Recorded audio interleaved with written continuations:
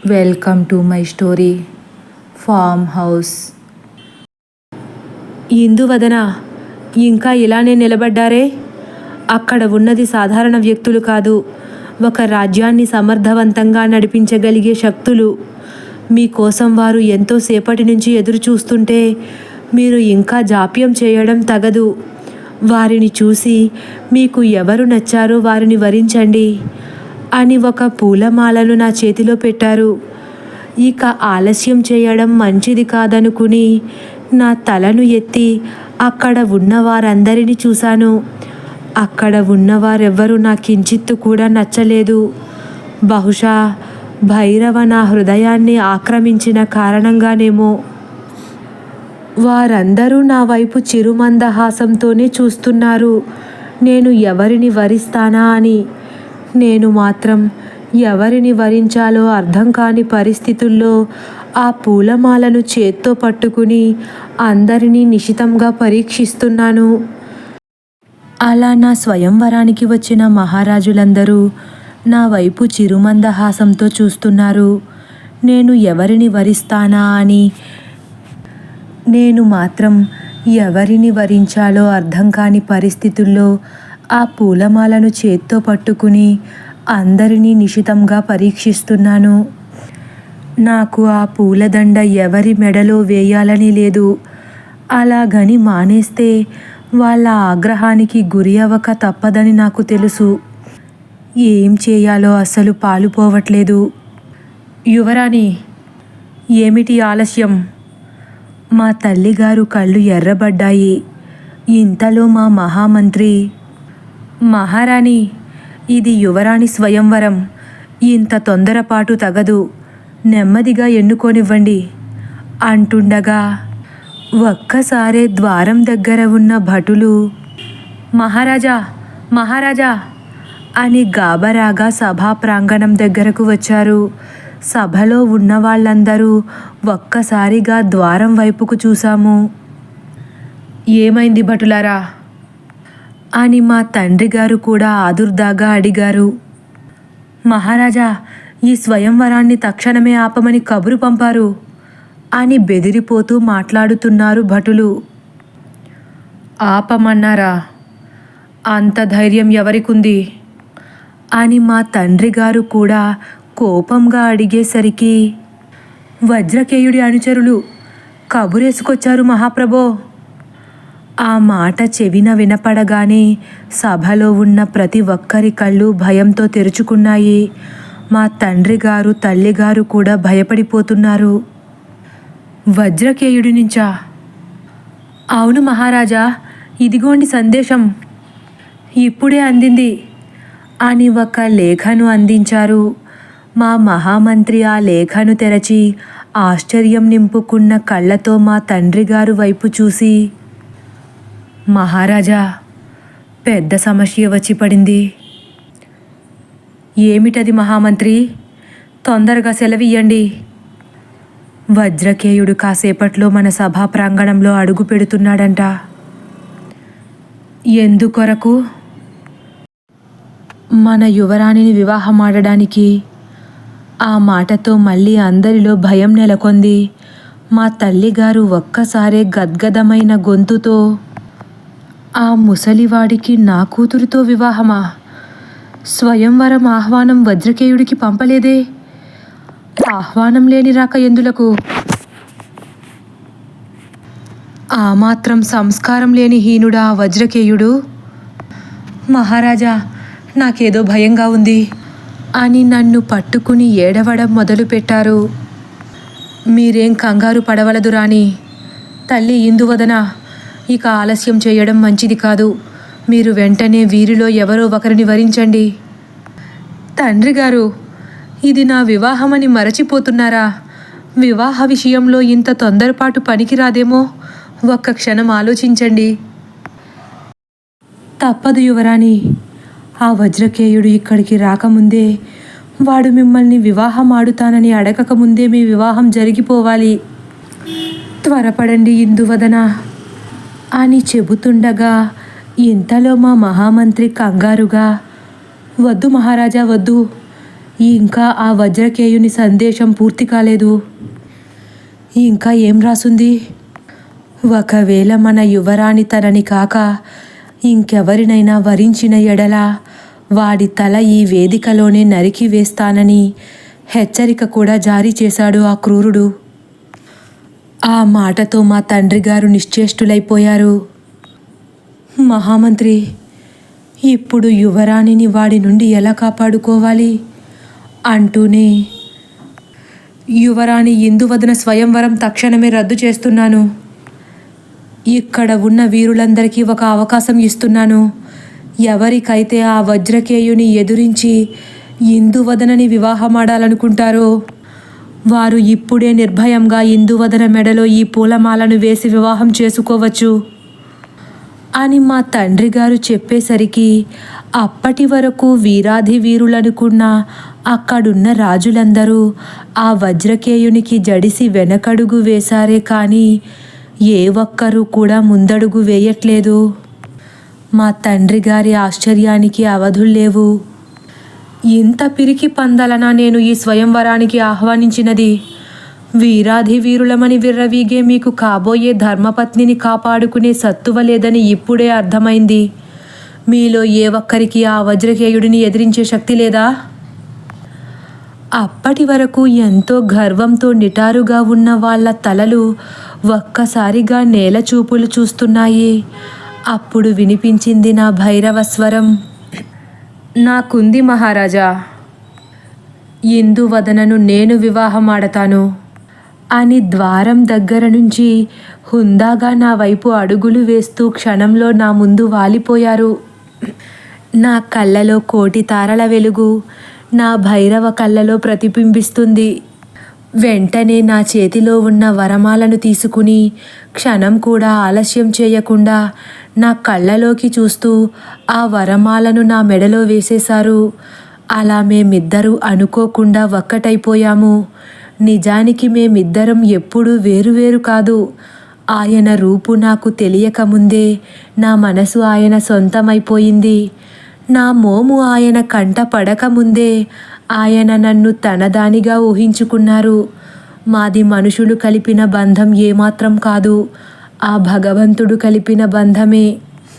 అక్కడ ఉన్న వాళ్ళందరూ ఆశ్చర్యపోయి వజ్రకేయుడు భైరవను ఏం చేయబోతాడో అని అదిరిపడుతుంటే నా భైరవ మాత్రం ఏ కోశాన బెదురన్నది లేక, మహారాణి సింధూరం తీసుకురండి అని ఉరిమినట్లు అనేసరికి మా తల్లిగారు ఒక్క ఉదుటున సింధూరాన్ని సంతోషంగా భైరవకు అందించారు.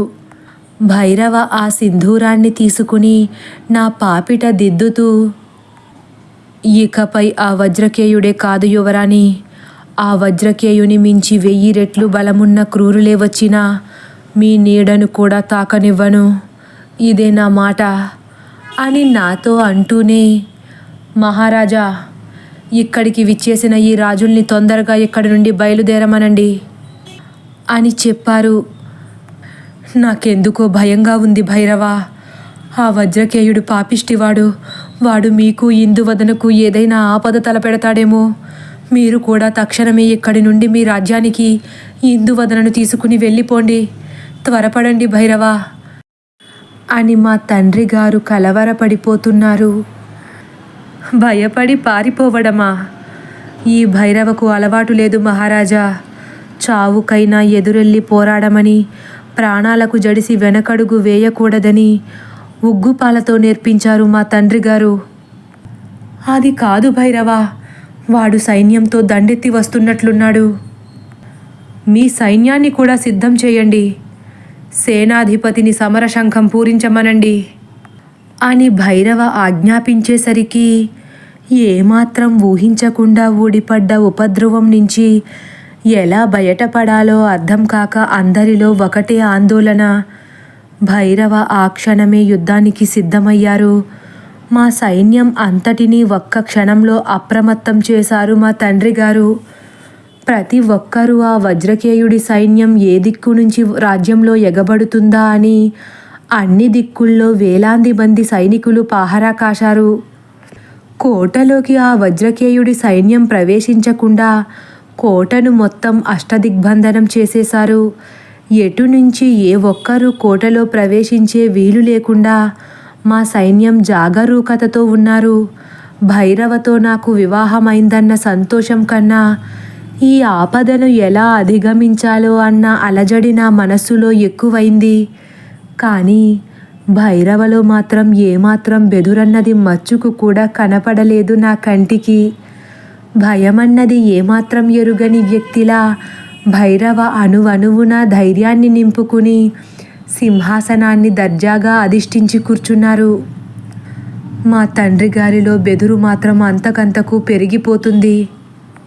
భైరవ, మీది చిన్న వయసు, ఎవరిని ఎలా అంచనా వేయాలో ఏమాత్రం తెలియని పసిప్రాయం. మేము ఈ యుద్ధాలలో పండిపోయి ఉన్నాము. ఎంత ధైర్యవంతుడికైనా, ఎంత బుద్ధిశాలికైనా, ఎంత పరాక్రమవంతుడికైనా ఓటమనేది తప్పదు. మీకు ఎదుర్కొనే బలం ఉన్నా, ఎదిరించే శక్తి ఉన్నా వజ్రకేయుని బలగం ముందు ఎందుకు పనికిరాదు. ఇప్పుడైనా నా మాట విని ఇందువదనను తీసుకుని రహస్య మార్గంలో మీ రాజ్యానికి బయలుదేరండి. మార్గమధ్యంలో మీకు ఎటువంటి ఆపద కలుగకుండా మా సైన్యం మీతో పాటే వస్తారు. మిమ్మల్ని ఈ పరిస్థితుల్లో వదిలి మేము ఎలా వెళ్ళగలం అని అడిగాను. అది కాదు తల్లి, ఆ వజ్రకేయుడు మీకు ఏదైనా ఆపద తలపెడతాడేమోనని చాలా భయంగా ఉంది నాకు. దేనికి భయం మహారాజా? ఒకవేళ మీకు ఇందువదనే పుత్రుడైతే మీరు ఈ విధంగానే మాట్లాడేవారా? వజ్రకేయుడి భారం మొత్తం మీ పుత్రుడిపై వేసి నిశ్చింతగా ఉండేవారు కదా.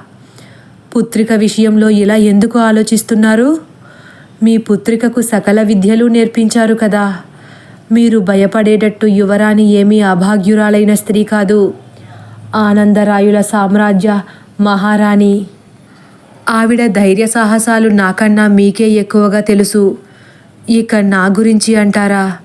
నేను వేరే మీకు తెలియజేయనక్కర్లేదు. మీరు నిశ్చింతగా ఉండండి అని భైరవ చెప్పాల్సిందంతా చెప్పి మా తండ్రి గారు మనసుని కుదుటపరిచారు. ఇంతలో మా మహామంత్రి హడావిడిగా అంతఃపురంలోనికి ప్రవేశించి, మహారాజా, ఉత్తర దిక్కున ఉన్న సైన్యం నుంచి కబురందింది. వజ్రకేయుడు మరో ఒకరితో మాత్రమే మన రాజ్యం వైపు వస్తున్నాడట. మనం కలత చెందాల్సిన అవసరం లేదనిపిస్తుంది. మరో ఒక్కరితోనేనా? అయితే స్వయంవరానికి మాత్రమే అయ్యుంటుంది. ఇప్పటికి పెను ప్రమాదం తప్పినట్లయింది. ఎవరి కోసం అంత ఆగ మేఘాల మీద వస్తున్నాడో? ఆమె వేరొకరిని వరించిందని తెలిసాక ఊరుకుంటాడా మహారాజా అని కొత్త అనుమానాన్ని వెళ్ళబుచ్చారు మహామంత్రి. వజ్రకేయుడి బలగాన్ని చూసి మనం భయపడాలి కానీ బలాన్ని చూసి కాదు మంత్రివర్య. నిజానికి ఆ వజ్రకేయుడి కన్నా భైరవ ఇంకా బలవంతుడు. వజ్రకేయుని ఒక్కడిని ఓడించడం పెద్ద సమస్యేమీ కాదు. ఏమంటారు భైరవ అని గర్వం నింపుకున్న కళ్ళతో మా తండ్రి గారు భైరవ వైపు చూశారు. సరిగ్గా చెప్పారు మహారాజా. వాడిని రానియండి. ఇందువదనను వరించిన వాడి తల పెకిలిస్తానని చెప్పాడు కదా. నా తలను పెకిలించి వేస్తాడో, వాడి తల నా పాదాల చెంత వాలుతుందో చూద్దాం అని భైరవ కూడా అన్నారు. అలా కాసేపటికి ఆ వజ్రకేయుడు మా అంతఃపురంలో ప్రవేశించాడు. మా మహామంత్రి సలహా మేరకు మా తండ్రి గారు ముందుగానే కయ్యానికి కాలు దువ్వడం ఎందుకని బాగా ఆలోచించి ఏమీ ఎరగనట్లు ఆ వజ్రకేయునికి ద్వారం దగ్గర చూసిన వెంటనే అమాంతం సింహాసనం నుంచి కిందకు దిగి, స్వాగతం వజ్రకేయ, సుస్వాగతం అని ద్వారం దగ్గరకు వడివడిగా అడుగులు వేశారు. ద్వారం బయట నుంచే సింహాసనంపై మెడలో పూలమాలతో నా పక్కన కూర్చున్న భైరవను చూసిన వజ్రకేయుడు కోపంతో రగిలిపోయాడు. చూస్తుండగానే ఆ కళ్ళు చింతనిప్పుళ్లా మారిపోయాయి. మా తండ్రి గారు ఏమాత్రం తొనకకుండా, ద్వారం దగ్గరే ఆగిపోయారే వజ్రకేయ, తొలిసారిగా మా రాజ్యానికి విచ్చేశారు. చంద్రపురి రాజ్యానికి ఏమాత్రం తీసివేయకుండా మా రాజ్యంలో కూడా మీకు అతిథి సత్కారాలు జరుగుతాయి, దయచేయండి అని లోపల ఎంత బెదురున్నా బయటకు కనపడనీయకుండా చిరునవ్వుతో ఆహ్వానించారు. ఆ వజ్రకేయుడు మాత్రం ఎర్రబడ్డ ముఖంతో భైరవ వైపు, నా వైపు చూస్తూ నిలబడిపోయాడు. మా తండ్రి గారు కొద్దిగా తడబడుతూ, ఇంకా అక్కడే ఆగిపోయారే, వచ్చి మీ ఆసనాన్ని అధిష్ఠించండి వజ్రకేయ అని ఆ వజ్రకేయుడికి ఒక ఆసనం చూపించారు.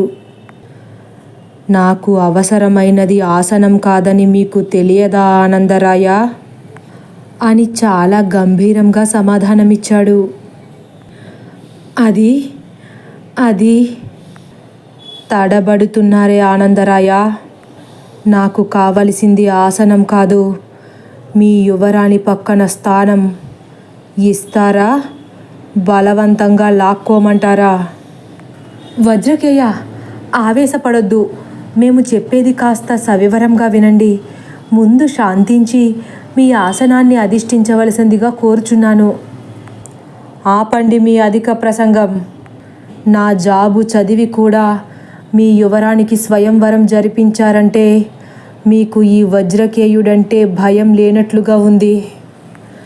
లేదు లేదు వజ్రకేయ మహారాజా, మీ జాబు అందేసరికే యువరాణి స్వయంవరం జరిగిపోయింది అని మా మహామంత్రి వేగంగా వజ్రకేయుడి ముందుకు వెళ్ళారు. ఒక్కసారిగా వజ్రకేయుడు పిడుగు పడినట్లు బిగ్గరగా నవ్వుతూ, నా జాబు అందేసరికే మీ యువరాణి స్వయంవరం జరిగిపోయిందా? నన్నే మోసం చేద్దామనుకుంటున్నావా మంత్రివర్య అని రెప్పపాటులో తన కత్తివరలో ఉన్న ఖడ్గాన్ని వేగంగా తీసి మా మహామంత్రి తలను నరికివేశాడు. మా తండ్రి గారు నిశ్చేష్టులైపోయారు. నేను భైరవ ఒక్కసారిగా లేచి నుంచున్నాము. మా తల్లిగారు పెద్దగా అరిచి తన 2 చేతులతో కళ్ళను అమాంతం మూసేసుకున్నారు. మా మంత్రివర్యుల మొండెం తల నుంచి వేరుపడి నేలపడి గిలగిలా కొట్టుకుంటుంది. ఒక్క క్షణంలో ఆ చోటంతా రక్తం ధారలా ప్రవహిస్తుంది. ఆ హఠాత్ పరిణామం నుంచి తేరుకున్న మా తండ్రి గారు అమాంతం తమ ఖడ్గాన్ని బయటకు తీసి, చాలా పెద్ద తప్పే చేసేశావు వజ్రకేయ. నా అంతఃపురంలో నా కళ్ళ ముందే మా మంత్రివర్యుల తల నరికివేస్తావా? భటులారా అని పెద్దగా అరిచారు. ఇంతలో భైరవ ఒక్క ఉదుటున కిందకు ఉరికి తమ ఖడ్గాన్ని అమాంతం అదిమిపట్టి మా తండ్రి గారి ముందు నిలబడ్డారు. వజ్రకేయ, మీకిది సరికాదు. ఒక రాజ్యానికి మహారాజు అయ్యుండి వేరే రాజ్యానికి చెందిన మహారాజులతో ప్రవర్తించాల్సిన సరి అయిన తీరు ఇది కాదు అని చెప్పారు. చాలించు భైరవ, చాలించు. నా మాటను ఏమాత్రం ఖాతరు చేయక చాలా పెద్ద తప్పిదమే చేసేశావు. నేను ఇష్టపడి వరించాలనుకున్న యువరాణిని నువ్వు చేపట్టావు. నిన్న మీరు చేసిన గౌరవ మర్యాదలు నేనింకా మరచిపోలేదు. మీ అతిథి సత్కారాలు నన్ను ఎంతగానో ఆకర్షించాయి. ఆ ఒక్క కారణంతోనే నీకు ఒక ఆఖరి అవకాశాన్ని ఇస్తున్నాను భైరవ. నిజానికి ఇప్పుడు యువరాణి పక్కన నీ స్థానంలో ఇంకొకరు ఉండి ఉంటే ఈ మహామంత్రి తల బదులు వాడి తల నేల కొరిగేది. వజ్రకేయ, నీ ఖడ్గం నా తల చేరేలోపే నా ఖడ్గం నీ తల నరికేస్తుందని మరచిపోకు. నిన్న ఎంతో ఆప్యాయంగా సత్కరించిన నిన్ను ఈరోజు సంహరించడం ఇష్టం లేకే నీతో ఈ క్షణం వరకు మాట్లాడుతున్నానని మరచిపోకు. నేనే నీకు ఒక ఆఖరి అవకాశాన్ని ఇస్తున్నాను. ఇప్పుడే, ఈ క్షణమే యువరాణిని మరచిపోయి ఇక్కడి నుండి పారిపో. లేకపోతే మంత్రివర్యులతో నిన్ను కూడా సాగనంపడానికి ఏమాత్రం జడవడు ఈ భైరవుడు అని భైరవ కూడా గర్జించారు. అలా వాళ్ళిద్దరి మధ్య వాగ్వివాదం మొదలైంది. ఆ వాగ్వాదం ఎంతవరకు వెళుతుందోనన్న భయం నాలో అంతకంతకు పెరిగిపోయింది. ఏ క్షణం ఏం జరుగుతుందోనని నా కాళ్ళు వణికిపోతున్నాయి. ఇంతలో రాజప్రాకారంలోనికి మా భటులు పరుగు పరుగున వచ్చారు. భటులారా, ఈ దుష్టుడు మన రాజప్రాకారంలోనికి ప్రవేశించి మన మంత్రివర్యులను హత్య చేశాడు. ఇప్పుడే వీరిద్దరిని బంధించండి అని మా తండ్రి గారు ఆవేశంగా అన్నారు. తదుపరి భాగం కోసం వేచి ఉండండి. ఒకవేళ నా కథ కానీ మీకు నచ్చినట్లయితే లైక్ చేసి సబ్స్క్రైబ్ చేయడం మర్చిపోకండి. Thank you for watching.